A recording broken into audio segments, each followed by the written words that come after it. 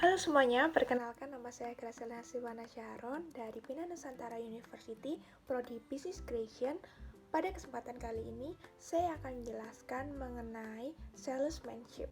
Salesmanship atau kemampuan berdagang adalah sebuah ilmu untuk membujuk yang menampilkan seni untuk meyakinkan seseorang sehingga mau membeli produk atau layanan yang kita tawarkan kepada mereka. Dalam salesmanship, terdapat peran sales management, yaitu manajemen penjualan bertugas atau berperan untuk mengelola rangkaian lengkap saluran penjualan yang ditentukan oleh sebuah pembauran pemasaran.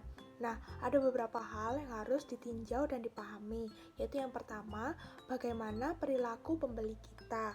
Yang kedua, berapa margin kotor dari penawaran kita dan berapa banyak yang dapat kita belanjakan untuk penjualan sambil memberikan margin bersih yang tepat. Yang ketiga adalah berapa lama siklus penjualan yang diharapkan, dan yang keempat adalah seberapa rumit proses penjualannya. Ada beberapa jenis tenaga penjual atau sales force, dikelompokkan menjadi dua, yaitu pendekatan dasar untuk membawa produk kita ke pengguna akhir secara langsung dan yang secara tidak langsung. Nah, secara langsung ke pengguna akhir itu maksudnya model penjualan langsung ini langsung kepada pengguna akhir atau diarahkan oleh perusahaan untuk menjual produk kepada orang yang akan menggunakan produk tersebut. Nah, dalam model penjualan secara langsung ke pengguna akhir ini, perusahaan dapat sepenuhnya mengontrol pengalaman penggunaan akhir selama proses penjualan dan proses menerima umpan balik pelanggan secara langsung juga. Nah, untuk secara yang tidak langsung itu melalui perantara, yaitu ada pengecer, distributor, atau reseller. Nah, perusahaan-perusahaan ini menjual kembali produk kita dalam keadaan yang saat ini.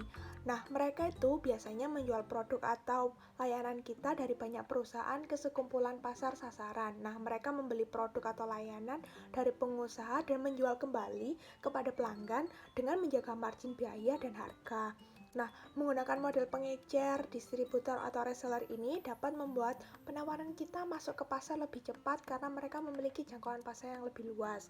Nah, model ini juga memiliki kekurangan, yaitu dapat menurunkan biaya awal kita dan transaksi kita karena pengecer itu bertanggung jawab atas proses dan dokumen untuk menutup penjualan kita ke pengguna akhir. Nah, ada juga jenis perantara, yaitu pengecer nilai tambah. Nah, jika pengecer nilai tambah ini itu mereka menyediakan bentuk distribusi selektif di mana mereka menggabungkan penawaran kita dengan produk atau layanan tambahan lagi. Jadi mereka akan menambahkan sesuatu kepada produk kita untuk meningkatkan nilai penjualan keseluruhan yang dirasakan oleh pelanggan dari penawaran kita tersebut. Nah, kelebihan dan kekurangannya kurang lebih akan sama dengan reseller, distributor, atau pengecer. Nah, ada juga melalui agen, pialang, atau perwakilan. Nah, agen, pialang, atau perwakilan ini adalah perusahaan atau individu independen yang menjual penawaran produk atas nama perusahaan kita dan biasanya melakukannya atas dasar komisi dan menanggung semua biaya penjualan mereka sendiri. Nah, mereka umumnya ini lokal atau juga ada yang regional dengan wilayah tertentu yang mereka cakup. Selanjutnya, ada beberapa masalah dalam salesmanship, yaitu yang pertama, memilih tenaga penjualan kita. Biasanya ada beberapa kasus yang salah memilih tenaga penjual sehingga mengalami kerugian. Ada juga kita juga harus yang kedua adalah metode kompensasi yang berkaitan dengan kemampuan untuk mengontrol tenaga penjual kita. Nah, yang ketiga, jika staf kita atau staf penjualan mendapatkan komisi langsung dengan gaji pokok yang rendah dan mereka akan sulit sekali untuk dikendalikan.